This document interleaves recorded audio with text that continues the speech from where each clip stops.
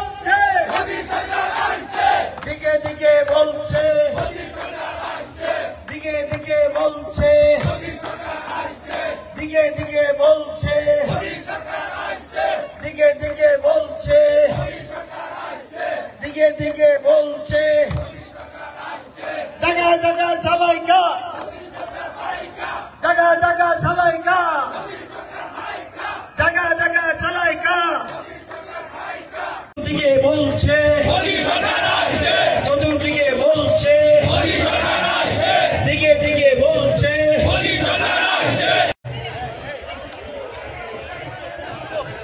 একটু slow slow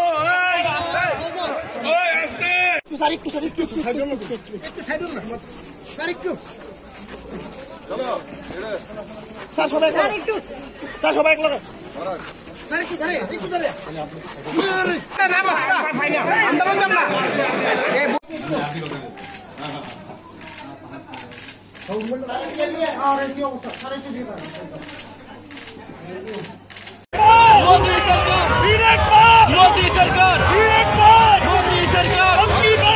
हम सब जानते हैं कि हस्तिनापुर और कुरुक्षेत्र कहां से आता है। तो हमारा संबंध सिर्फ आज से नहीं है, हमारा संबंध सदियों से है और ये संबंध बरकरार रहेगा और जारी रहेगा। आज यहाँ में मैं अपने मित्र श्री बिप्लब देव जी को समर्थन देने आया हूँ और बहुत लोग ये बात जानते नहीं है, लेकिन मैंने इनके दिल में, इनके हृदय में हमारे त्रिपुरा के जनजाति के पक्ष में एक प्रेम, एक प्यार और एक भाईचारा देखा है। तो आज मैं भाजपा का नहीं हूं, लेकिन मैं दिल से अपने सब जनजातियों को और त्रिपुरा के लोगों को एक बात बोलना चाहता हूं।